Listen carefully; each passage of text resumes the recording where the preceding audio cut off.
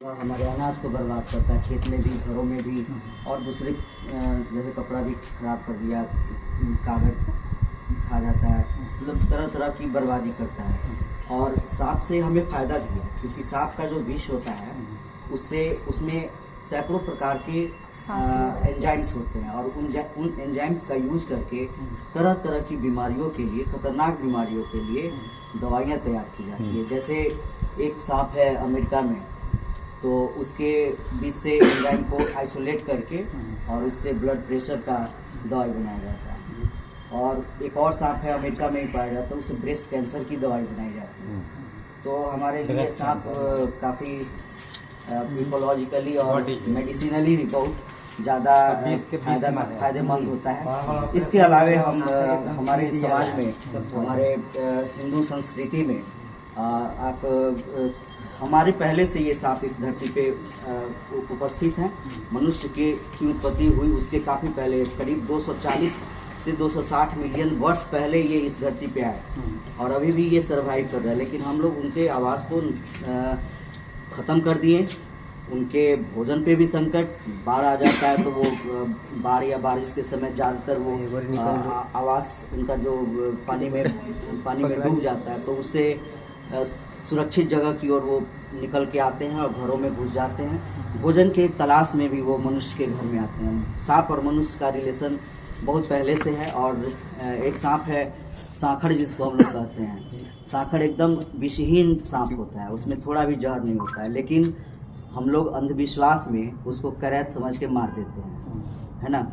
क्योंकि करैत जैसा ही वो उसके शरीर पे धारी वारी होती है, तो लोग मतलब बिना उसको आइडेंटिफाई किए करैत समझ के सीधे मार देते हैं। तो ये सब जो नुकसान होता है प्रकृति का, तो ये वापस तो आ नहीं सकता है। तो हमारा उद्देश्य रहता है कि सांपों को सुरक्षित उनको पकड़ के सुरक्षित सेफ या सुरक्षित जगह पे उसको वापस ले जाके छोड़ना नासिक लगता है। और इससे क्या होता है कि सांप भी नहीं मरा और लोगों को नुकसान भी नहीं हुआ, तो दोनों तरफ से अच्छा होता है कि, है ना। तो इसीलिए हम लोग सांप को नहीं मारते हैं। और ये इस पे बहुत सारी श्लोक है, संस्कृत की श्लोक है। जटा तभी आप सुने होंगे, उसमें भी भुजंग मतलब सांप, है ना। शंकर भगवान के गले में आप शेषनाग, आप समुद्र मंथन का भी कहानी सुने होइएगा, कालिया मर्दन कृष्ण भगवान का। ऐसे हमारे संस्कृति में, हमारे पुराने जो लिटरेचर है ना, श्लोकों में, है ना, हमारी सभ्यता में सांप है। तो उसको मारना नहीं है, उसके साथ रहना सीखना है ना। वो भी मरे नहीं, है ना, थोड़ा अलग रहिए, वो भी मरे नहीं और हम लोग का भी कोई नुकसान ना हो। तो दोनों में समन्वय बना के रहना है। दिस इज कॉल्ड को एग्जिस्टेंस, है ना। और हम ही लोग तो बचाएंगे उनको बचाने के लिए कौन है। कितने वर्षों से, मतलब ये करीब 2016 से मैं इस प्रोफेशन में हूँ। पहले वाइल्ड लाइफ में मैं जॉब करता था वाल्मीकि टाइगर रिजर्व में, तो वहाँ भी थोड़ा बहुत शुरू को वहीं से किए, सीखे, वहीं से शुरू भी किए। फिर लॉकडाउन में भैया की मदद से प्रचारित हो गए। लॉकडाउन में मेरे घर में निकला, उसके बाद वीडियो ये वायरल कर दिए।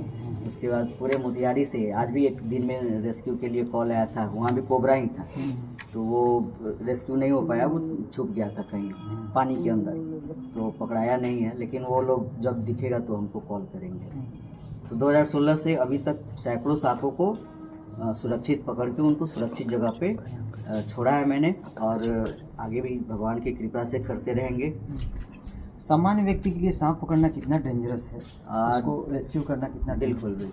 अगर आप सांप पकड़ना नहीं जानते हैं तो बिल्कुल नहीं पकड़िए। लोग देख के नकल करते हैं, जान से खेलने जैसी बात होगी।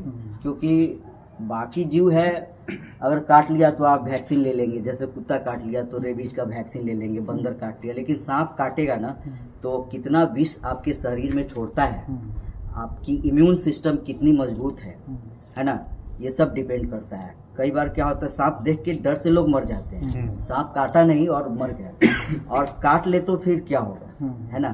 तो अगर आप नहीं जानते हैं सांप पकड़ना, तो उसके पास जाना भी, है ना, जाने की भी कोशिश नहीं करनी चाहिए। इस सांप को पकड़ना, अगर आपको बहुत अगर शौक है सांप पकड़ने का, तो इसके लिए फॉरेस्ट डिपार्टमेंट से आप ट्रेनिंग लीजिए, और तब उसको, है ना, आप परफॉर्म कीजिए फील्ड में। और जैसे कि यहाँ कितनी भीड़ थी, तो हम उधर से सबको पीछे